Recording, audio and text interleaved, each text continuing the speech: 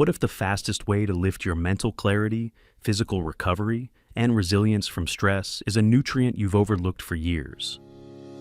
Welcome to Dr. Mercola's Cellular Wisdom. Stay informed with quick, easy-to-listen summaries of our latest articles, perfect for when you're on the go. No reading required. Subscribe for free at mercola.com for the latest health insights. Hello, and welcome to Dr. Mercola's Cellular Wisdom.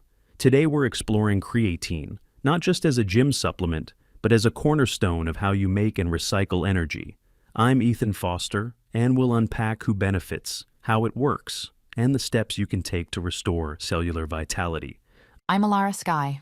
Creatine matters because your cells run on adenosine triphosphate, and creatine helps you buffer and regenerate it when demand spikes. You're likely to notice the need as you age, if you eat little or no red meat, or if you're dealing with brain fog, long COVID, or lingering fatigue. When you hear energy buffer, think about what happens when your brain or muscles push hard. How does creatine actually stabilize that output? And why does falling production with age become such a problem for focus, strength, and recovery? Creatine increases phosphocreatine reserves that donate phosphate to regenerate ATP on demand. That keeps your power steady during exertion and supports recovery after. As natural production declines with age or metabolic stress, your reserves lag behind real-world needs, and you feel it as slower thinking, weaker lifts, and longer recovery. Let's go straight to the brain. A pilot study in older adults with Alzheimer's disease used daily creatine monohydrate and reported higher brain creatine, alongside better scores in memory, language, and executive function.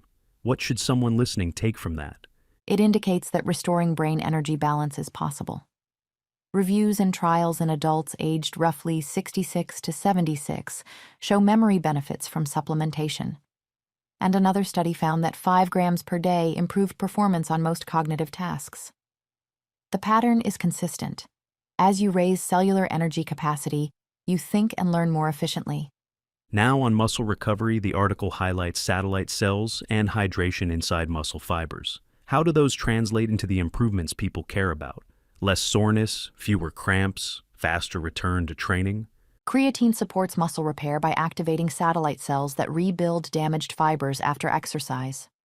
It also draws water into muscle cells, which can aid nutrient delivery and reduce cramping and heat-related fatigue during activity.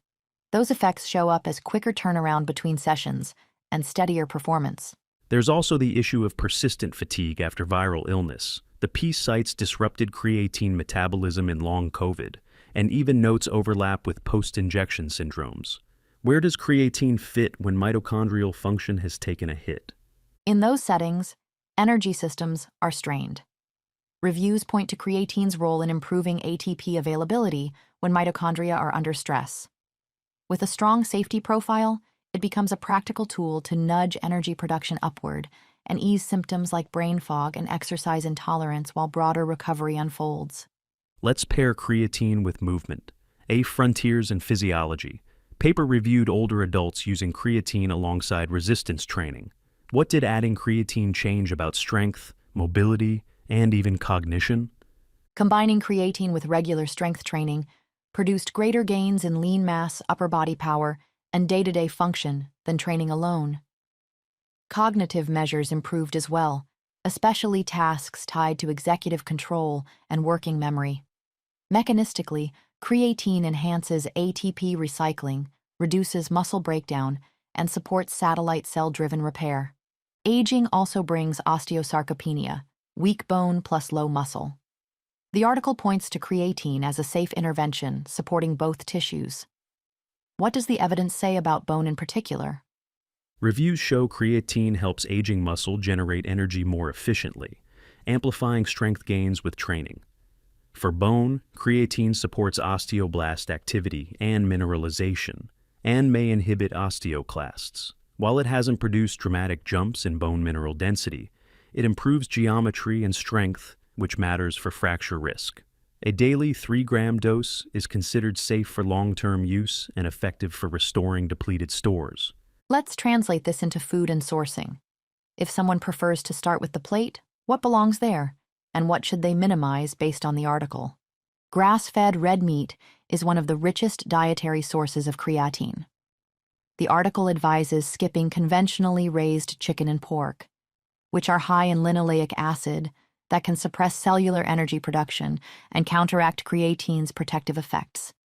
For supplements, keep it simple. What form, what dose, and what does the article say about loading, cycling, or taking megadoses? Use creatine monohydrate. It's stable, well-studied, and mixes easily. The sweet spot is 3 to 5 grams daily. You don't need a loading phase or cycling, and more isn't better. Excess raises the chance of digestive upset without added benefit. There's also a section on building the bigger energy picture: magnesium, vitamin E, and mitochondrial care. How should listeners think about stacking these pieces without overcomplicating things? Creatine works best when your recovery nutrients and lifestyle line up. Magnesium stabilizes ATP, and natural vitamin E helps protect cell membranes so creatine can do its job. Protect mitochondria by avoiding vegetable oils high in linoleic acid, and support the system with adequate sunlight, restorative sleep, and gentle resistance training. Each element reinforces the others.